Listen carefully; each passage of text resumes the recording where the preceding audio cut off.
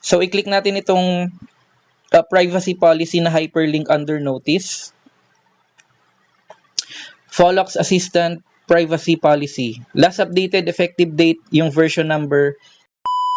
Oh, sige, meron sila dito. How we share your personal information. We do not sell any personal information to third parties.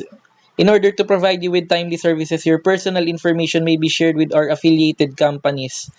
Sa marketing talaga nila ginagamit to eh. Kasi guys, alam nyo ba na kapag yung na-obtain yung personal information natin, kung tutuusin, nabudol tayo ng Facebook eh. Kasi dapat binabayaran tayo kapag ka nagpo-provide tayo ng personal information eh. Dapat maintindihan nyo yung concept na yan. Kasi personal information natin yan. Sa dami ng taong nagfi-Facebook, ang dami nang na-collect na information or data ng Facebook. That will explain kung bakit kapag ka nagbabrowse kayo ng kahit anong mga niche content or products and services sa Facebook, mapapansin nyo, after nyong mag-view ng mga ganong products and services or niche content, yung isa-serve na sa inyong mga feeds sa Facebook, related na dun sa kaka-search nyo pa lang. Or dun sa mga products and services na in-advertise or in-offer sa inyo as users, okay? Kasi ginagamit nila yun sa for marketing reasons para kumita ng pera. Where in fact, nakuha nila yung data or yung mga information para ma-target yung audience and magbenta ng products nila ng libre. Nakuha nila ng libre yung mga personal information ng tao. Okay? So ganun katalino yung matalino siya pero at the same time for me nabudol tayo nun eh. 'Di ba? Dapat bayad tayo bago nila gamitin yung mga information na nakukuha nila sa atin. Ayan affiliated company. So kung in the background kung may may partnership yan, kumikita sila ng pera gamit yung mga personal data natin. Pati yung natin, yung activity, yung behavior natin kung paano tayo gumamit ng internet. Related na yun sa kasasabi ko pa lang na kung ano-ano yung mga products and services na view natin online, including yung mga niche and content natin or yung mga interest and hobbies natin, tinitailor fit nila yan sa mga products and services na pwede nilang ibenta sa mga tao. So, ganun nila yung nilalaro. Ayan, we may share the necessary personal information with authorized third-party partners. Ayan. Nakikita nyo naman yan, so hindi ko nababasahin. Sobrang haba kasi pero bago ko i-record kasi ito na ko na siya, na skim na natin or na quick run through na natin siya. Oh, ito pa. Additionally, we may share your personal information with our attorneys, lawyers, accountants, auditors, or similar consultants when we request them to provide professional advice. Investors and other relevant third parties if actual or potential sales or other company transactions occur and are related to entities within our group. Other third parties, for example, the disclosure of specific information with your authorization. With your authorization, so kapag ka-clinic mo yung agree, wala. Lahat ng mga content nito, ang understanding nito is para kang pumirma sa isang agreement. Kaya kailangan binabasa talaga muna yung mga ganito bago tayo nag-agree. Grabe, transferred across borders. Hindi globally. Ayan countries or regions. Ayan itong part na to. Tingnan nyo may nakalagay siya dito, Section 3 of this policy for storage or processing.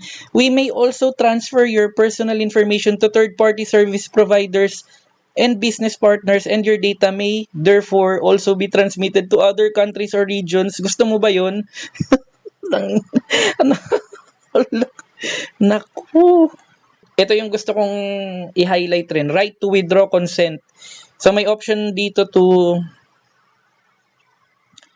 para mag-withdraw dito sa Pholox Assistant.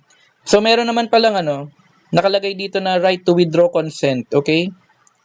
So nakalagay dito, you can withdraw your consent previously granted to us for a specific purpose by deleting information, turning off device features, and requesting to withdraw consent, including the collection use and or disclosure of your personal information that we manage or control. Ayun, you can email us at privacy@transition.com for above operations. We will process your request within a reasonable time after you send the request, and thereafter will not collect, use, and or disclose your personal information in accordance with your request. Okay.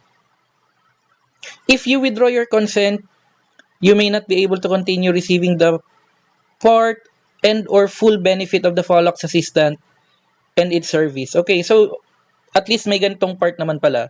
The withdrawal of your consent or authorization will not affect the validity of our previous processing activities based on your consent. Okay, right to complain, right to control privacy settings. Okay. Okay. So may option din tayo to right to control your privacy settings. So pwede tayong pumunta sa app management, app list, Follox Assistant, storage and cache, clear storage, clear cache. Para sa akin basic lang 'yan. Parang history mo lang, dinelete mo lang yung history doon sa phone, pero in the background kasi kung ano yung naibigay mo ng information, kung nag-agree ka doon sa service nila, nakuha na nila yun in the first place. So parang for me hindi ako convinced dito. Sabi lang nila 'yan. Right to cancel a service or account. You can request to cancel through the logout settings provided in the service by